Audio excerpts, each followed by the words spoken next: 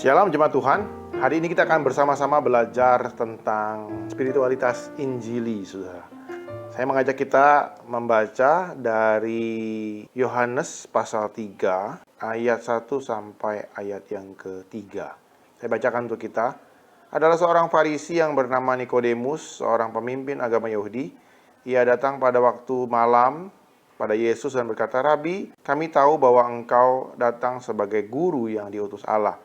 Sebab tidak ada seorang pun yang dapat mengadakan tanda-tanda yang engkau adakan itu jika Allah tidak menyertainya." Yesus menjawab katanya, "Aku berkata kepadamu, sesungguhnya jika seorang tidak dilahirkan kembali, ia tidak dapat melihat kerajaan Allah." Nah, saudara, bagian ini menunjukkan satu pelayanan Yesus pribadi kepada Nikodemus, saudara, tentang kelahiran kembali. Contoh lain, saudara, adalah perempuan Samaria yang hidupnya nggak karuan, saudara.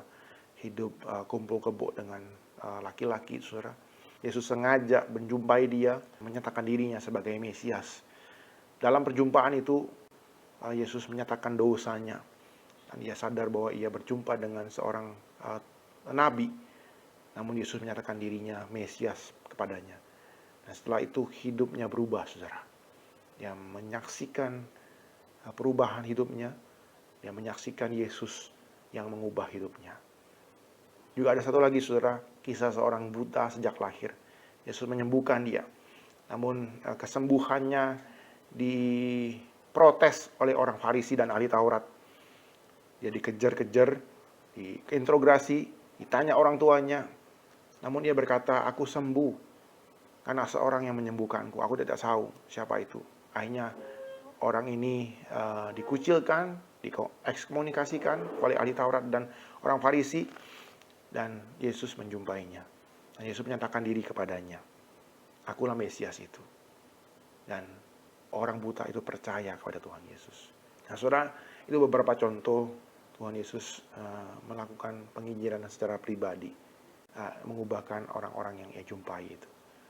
Nah, saudara, kelahiran kembali adalah kunci dari kegerakan ataupun spiritualitas Injili.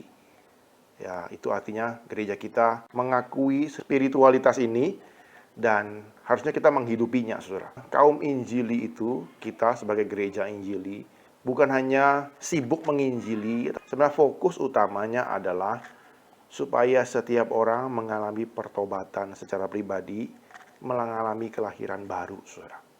Mengaku dosanya, tahu ia orang berdosa, terus ia mendapatkan pengampunan anugerah Tuhan, anugerah Kristus, dan hidupnya berubah, saudara. Dulunya hancur-hancuran, terus bertemu dengan Tuhan Yesus, dilahirkan kembali, dan ia jadi orang yang baru, hidup bagi Tuhan, dan mengikut Tuhan dengan setia. Itu tradisi dan spiritualitas kita. Nah, saudara, biarlah ini boleh menjadi sebuah perenungan dan ingatan buat kita, bahwa kita sebagai orang Injili, ini adalah poin penting yang kita harus hidupi dan kita kerjakan. Nah, saudara, dalam pelayanan kita, kehidupan kita bergereja, dimanapun kita berada, tempat kerja, sekolah, dan sebagainya, saudara, kita dipanggil oleh Tuhan untuk memberitakan Injil, menyaksikan Injil Tuhan, kabar baik itu kepada orang-orang yang belum mengenal Tuhan. Nah, saudara, ini kita harus kerjakan, saudara.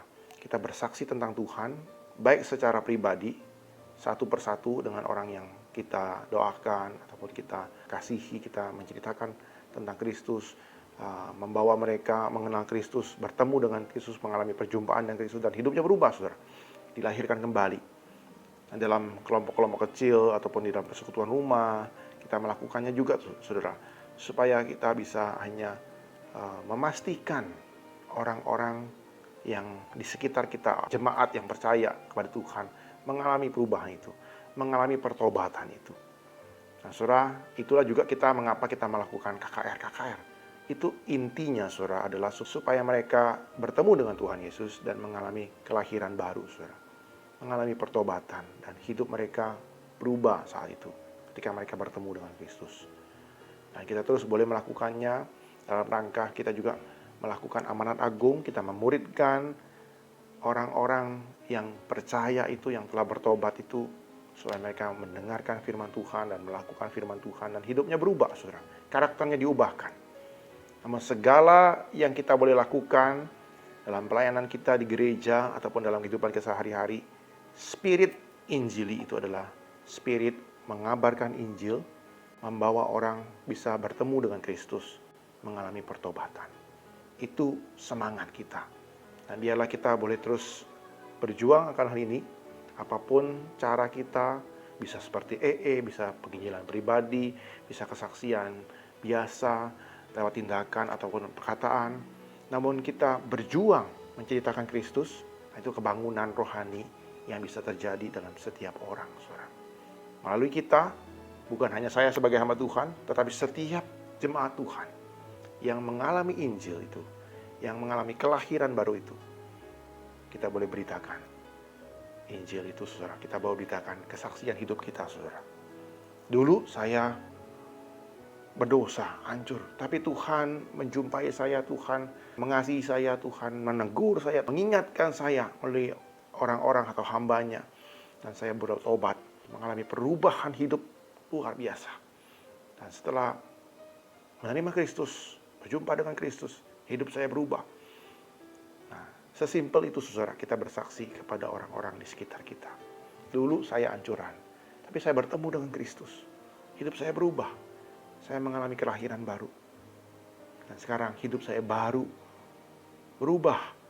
Dulu untuk diri saya sendiri dan hidup dalam dosa. Tapi sekarang hidup bagi Kristus, menjadi berkat bagi sesama saya. Biarlah ini boleh menjadi semangat kita, semangat Injili, gereja yang terus menjadi berkat, dipakai Tuhan untuk mengubahkan hidup banyak orang. Amin. Mari kita berdoa. Tuhan, kami bersyukur buat firman-Mu pada hari ini, yang kami renungkan dari pelayanan Tuhan Yesus. Tuhan, banyak pelayanan yang Tuhan Yesus lakukan. Dan salah satunya adalah dia berjumpa dengan Nikodemus, mengajarkan Nikodemus untuk mengalami kelahiran baru. Nah, itu yang boleh mengubahkan hidupnya. Dan bila Tuhan, kami pun boleh memahami hal itu ketika kami berjumpa dengan Tuhan. Hidup kami berubah. Dan itu boleh menjadi kesaksian kami kepada orang-orang di sekitar kami. Kami boleh menyaksikan Kristus yang telah mengubahkan kami, membuat hidup kami baru dan berubah. Dulu yang hidup dalam dosa, tapi sekarang hidup berkemenangan, melawan dosa, benci dosa, dan mengasihi Tuhan dengan luar biasa, jadi berkat bagi banyak orang. Terima kasih Tuhan, kami bersyukur buat firman-Mu pada hari ini. Dalam nama Tuhan Yesus, amin.